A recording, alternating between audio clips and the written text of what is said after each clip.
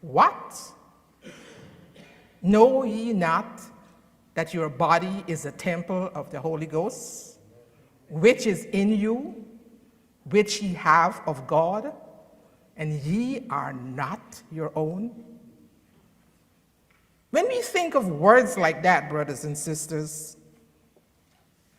this should make us pause and think very strikingly of what we are doing to this human form that was loaned to us.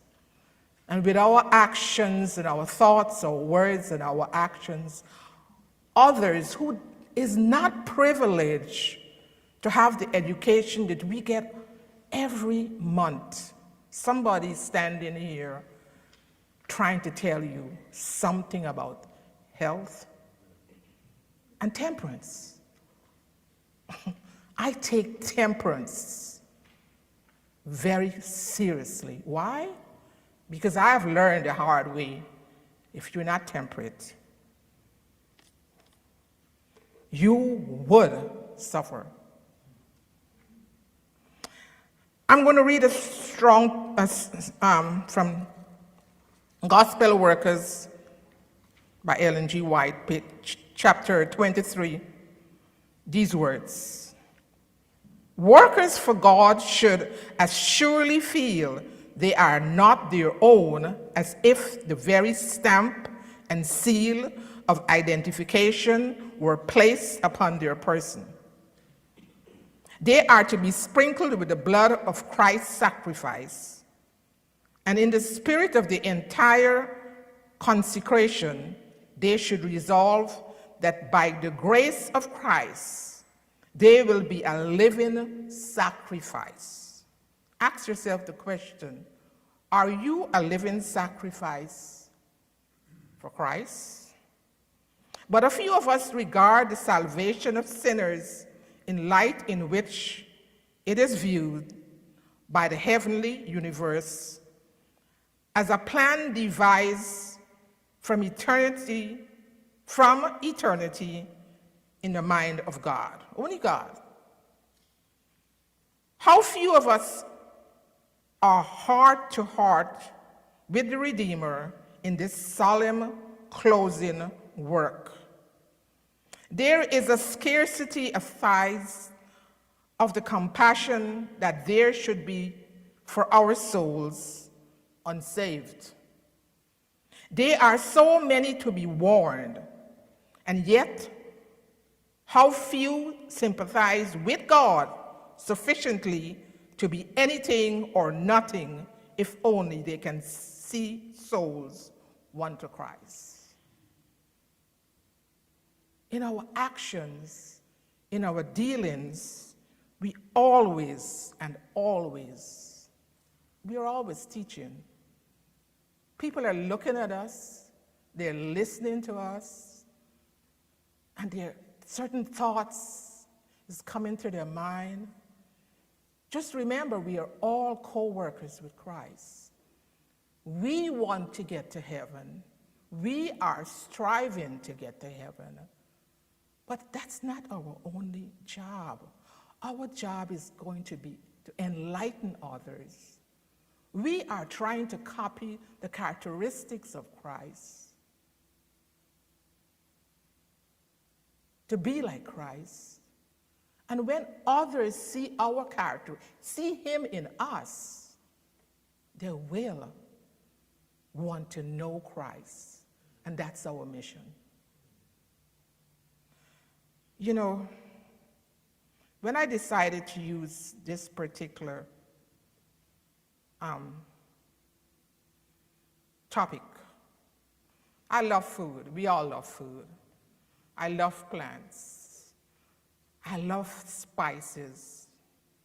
But we have it around us, and we fail to realize or fail to acknowledge what we have in our hands, what we have right there in our kitchen. Let's take, for instance, ginger. You all know ginger. If anyone in this company here has never seen ginger, let me know, and I'll put a piece in your hand. What are the properties of ginger? Ginger inhibits inflammatory responses and activates inflammatory efforts, thus relieving pain. It's also a digestive aid. It is also an antimicrobial. It's also an antibiotic, which helps our immune system to get well. It helps with blood sugar, in the control of blood sugar. How many of you, if you're not going through the process, if you're not pre-diabetic, how many of you know somebody who is going through this calamity of life? It also helps us to lose weight. Any given time, as long as you have a piece of ginger in your kitchen at hand, and you're starting to feel like a flu is coming on, that's one of the things you can use quickly, right away, to work on that feeling of, I might be getting sick. And likewise, we have turmeric, which looks like ginger, feels like ginger. Some people really mistake the two of them. That's something else we can use. Turmeric is more or less like ginger. It is also used as an anti-inflammatory to aid in pain control. Do you know that turmeric and ginger helps in the management of depression? We are all going through periods of depression for different things at different times. Don't go take those medicines that the doctor would, because they would always give you a pill. But what are the side effects of those? You get a pill for depression, and you have 5 or 6 side effects to that one pill.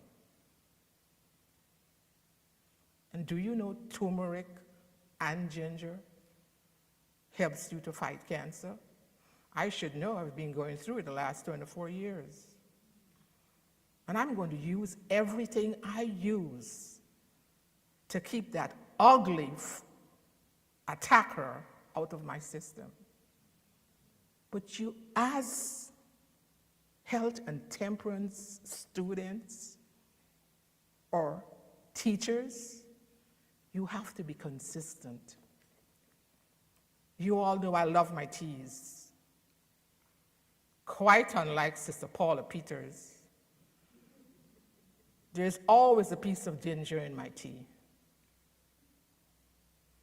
I like the taste of ginger. As a little child, I used to love ginger beer when my grandmother used to make that drink. But brothers and sisters, this is one spice that you can use that's right there in your kitchen. Another spice is cloves.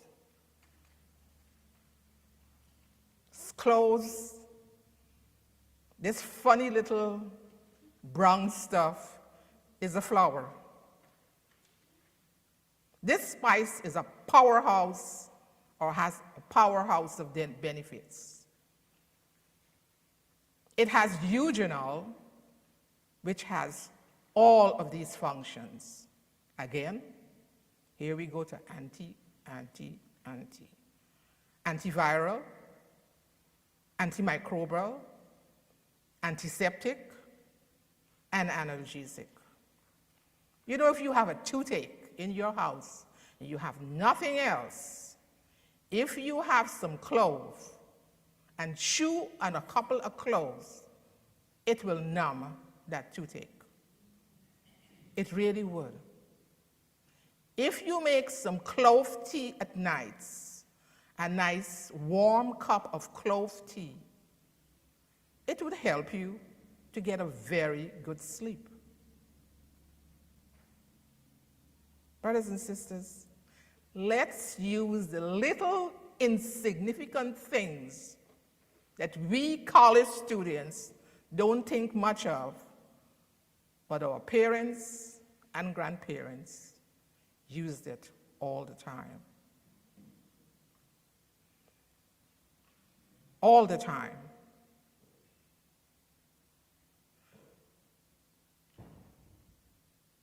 This clove, no, where are we? We're still on cloves. This clove also helps us in decreasing our cholesterol. You know, they have so many things that the doctor would give you and they find that your cholesterol is high, that has so many side effects, will literally blow up your liver. But some cloves in your tea would help you with a high cholesterol count. It improves your cognitive performance of the brain, thus enhancing the performance, thus enhancing its performance. It also delays Alzheimer's. The percentage of Alzheimer's in our population has skyrocketed. And you don't want to sit and see somebody who's going through Alzheimer's. That's what my mother died of. You know, we used to always think Alzheimer's is only a little forgetfulness of the brain. It's not. It has so many other physical symptoms and effects. It zones you out. You know, sometimes you want to zone out, but not that much, not that wild, not that, you know, that intense. You watch it, a family member who has it, or a friend, or some old person that you might have known go through these things, and you wonder, why are these things happening? Brothers and sisters, we have the stuff right there. Let us use it. That's clove. And we step across the page and we go to cinnamon. This spice was considered more valuable than gold in ancient Egypt, thousands upon thousands of years ago. If you have a piece of spice, you had it made.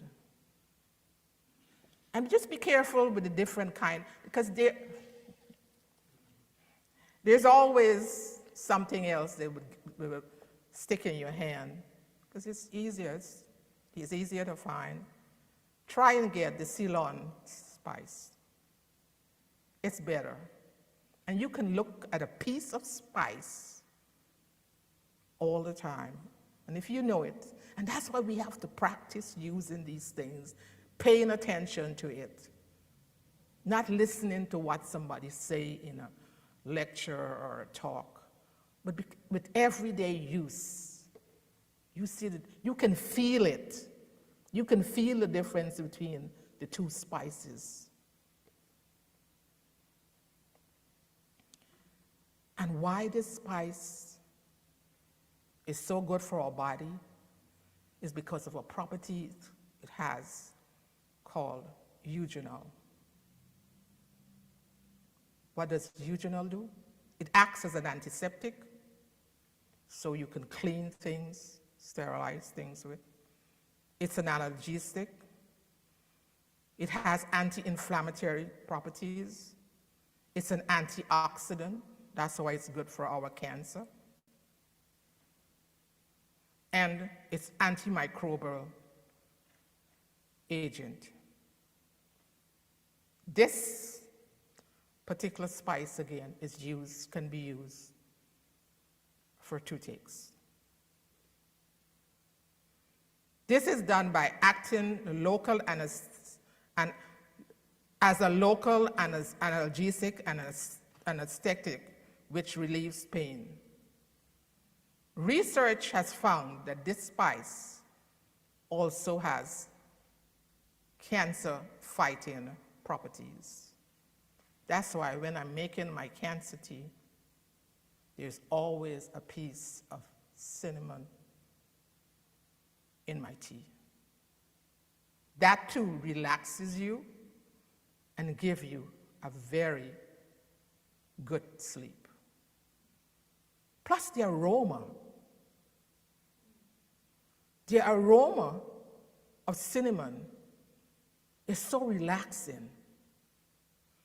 It's so relaxing that roaches, cockroaches, and certain insects don't like it. So you can use it as an insect repellent. You can mix the dust of the cinnamon with some coffee, put it in a piece of foil, wrap it up, and then poke some holes in that foil and put it under your cupboards, put it outside in your garden, and we keep the insects away. So we have all these things. Why are we not using it? Come on, people. Come on. Come on. Come on. Let's use what we have. Let's use what we have.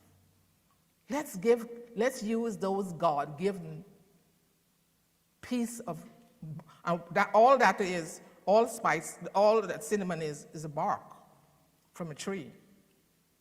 Use it. Cinnamon has so many good properties. Something else that improves the digestive tract. When you're sick, it helps you to increase your WBC count, helping you to decrease your inflammation in your body. Using it also gives you energy and helps you with weight loss. This also can be used for your brain and the prevention of Alzheimer's. I'll use anything to prevent Alzheimer's because I am so petrified of that diagnosis because my mother died of it. But they say it's not your genes that's the problem. It's just the loaded gun, but it all depends on what you eat and drink and certain things that pulls the trigger. So I'm going to hold my ginger and my cinnamon close by to keep away that trigger because I don't want Mr. Anti-Alzheimer's nowhere around me. I can't find my keys sometimes, and I start to go to the one part of the house, leave and go somewhere else, then I forget why I've left the one part and I have to go back where I was to come back. And then they tell me that's old age. Well, I don't like old age. I really don't.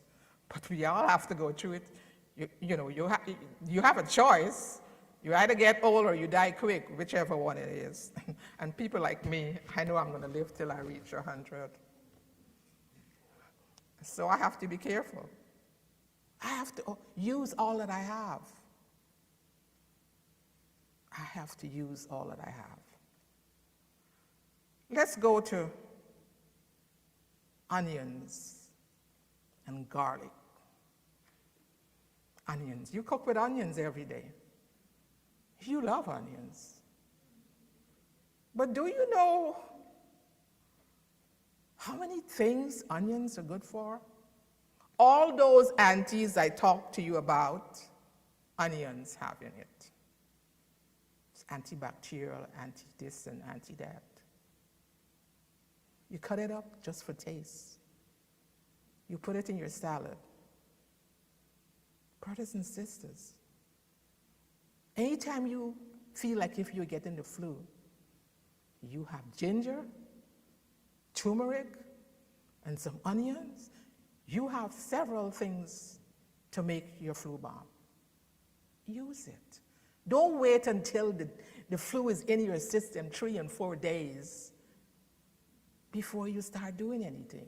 And don't call me, because I'm standing here telling you what to do. So don't call Sister Janet. Ask Akira. Don't call her. Because we have to learn and keep in mind what we hear and practice. Make it second nature. Brothers and sisters, we are a special people. We are Bereans. We know what we're doing. So let's act like it. Not when you get all congested with the flu, you run to the emergency room. No, there's no reason for that. Absolutely none. Because you have all the tools right at your fingertip. Right at your fingertip. Why aren't we using it more often? Do you know, between the layers of the onion is a thin film. Do you know all that little thing can do for you? If you get cut, if you get a scrape, you take out that onion, get a piece of film on it, wash it off and put that on, and then you put on a Band-Aid. That'll make that scratch or cut heal so fast, you wouldn't even remember you had a cut or a scrape. So why don't we use it? You know, we think that the Indians, I'm talking about the American Indians, were not educated people. Because we have gone to college, we have gone to secondary school, but they don't go to doctors. Because they use what they have right there. They use it. We have to do it every day. Practice using it. So, the flu season is coming up. Start making your flu balm. Stick it in the fridge. And as soon as you start feeling anything happening, you start working on it. Then we have Mr. Garlic. Don't look very much different from each other. When you see them grow in the garden, the leaves up on them look actually alike. What can we say about garlic? Garlic has similar properties: anti-inflammatory, antiseptic, antibiotic. Remember this. Remember what it's used for. That's the 4th thing I've given you that can be used when you have an infected process going on. So let us use it. Let us stop thinking that you have to go to the doctor. Because there's going to come a time in our lives that there's going to be no doctors around. What are you going to do? You have children, you have grandchildren, mama, grandma, mom, whatever they call you. They're coming to you. They are coming to you. They're not going anywhere else. My grandmother, when you go and tell her you're sick, the first thing she do is she take her little bag, we call it a jute bag, and she went into the fields. Because they didn't have all these things, onions and all of that. No. They had ginger, they had turmeric, some of them, but they didn't have all these things we have. That's what we need to be somewhere where we plant a garden. All the weeds, you all know me and weeds. You all know me and wild things. I love to know exactly where they are at every moment of my life, because when I want it, I want to go straight to it. I want to go straight to it. There's a few other things on this list that I haven't put any explanation, any words to it, because that's your homework. I want you to go and study them and write it in. Maybe because you're going to write it in, maybe it's going to stick. You know, when I was studying, if I write certain things, I can remember more of it. So the next spice, if you want to call it that, is the Cuban oregano. That beautiful tree. This beautiful plant has all the properties that we have discussed times 4 before. I was just telling Sister Paula earlier, about 2 weeks ago, I was cooking and I had cut up too much of this, because I have a plant. I always have a plant of this in my house. It's a beautiful house plant and it grows very easy outside. It's not hard to grow. When you cut off a piece to get your plants, I always keep the tip. Here it is. It's a beautiful plant. I go either on the patio, or maybe it depends on the time of the year. I have it right by the window so you can get some sun, get more light. But I always have this plant. When I was living with a yard, I had it in my garden, and I have it in my house. And it grows like crazy at the window. I am not sure. I think it doesn't die during the winter. Yeah, you can bring it inside. It doesn't die during the winter. But I've left it outside during the winter, and it has survived. Because I love that plant so much. I use it so much. It's not very far from me. As I was saying when I made my salad the other day, because I cut up too much, I was making a salad after I made my stew. So I had a handful. Normally I would put it in the fridge till next time I cook. I just decided to throw it in my salad. And oh my goodness. I never knew thyme. We call it broadleaf thyme in Guyana. I never knew it had such a nice flavor. That few pieces of oregano plant, Jamaicans call it Chinese thyme.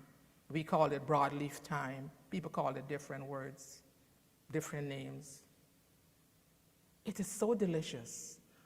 I remember as a little 5 to 8 year old, my great uncle, which is my grandmother's brother, used to get a lot of head colds, which we call catarrh.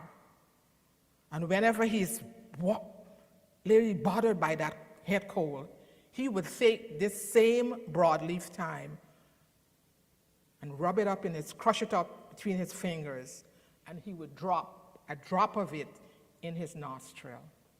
Because I guess it burnt. But it brought all that mucus out of his head. And he would do it a couple times a day.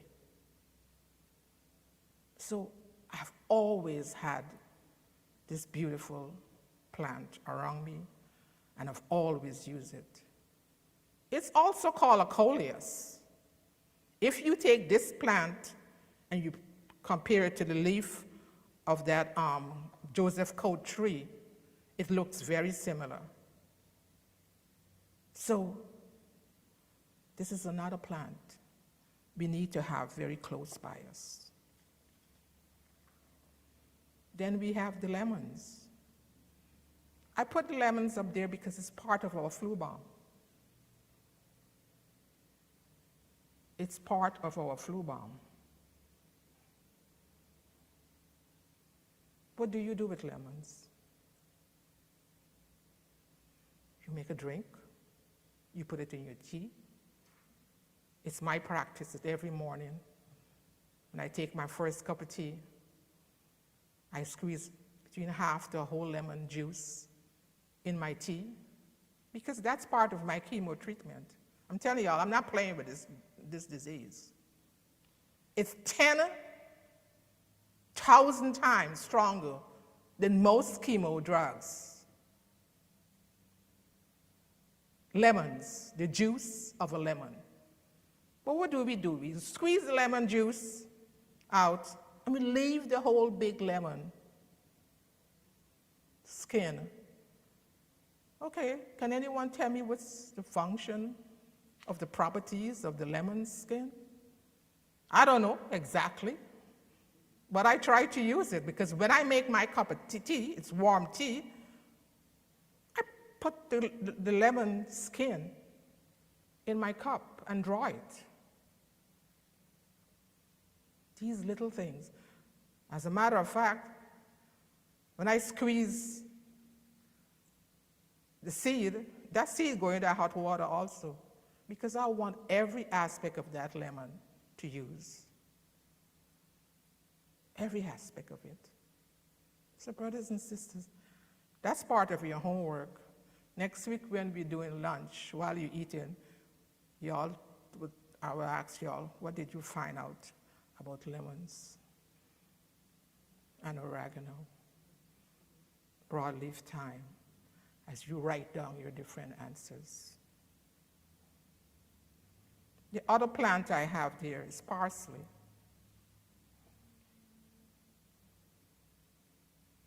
What do we do with parsley? Is it just to cook and season your food and put in your salad? This is another very, very important plant.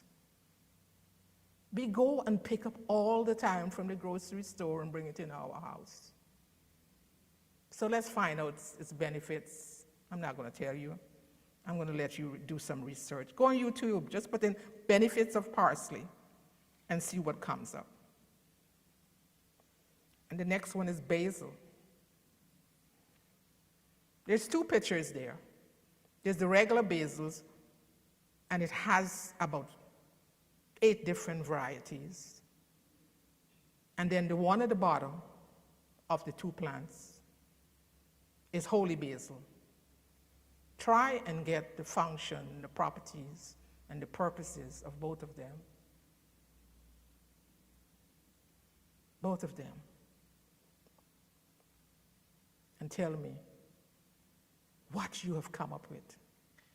Brothers and sisters, we have to have this knowledge at the tip of our finger, because somebody is going to know that you from that strange church, my sister calls it. And what do y'all use for this? And what do y'all use for that? So, I hope what I've said has stimulated your mind somehow, somewhere. And at this time, the floor is open for any questions.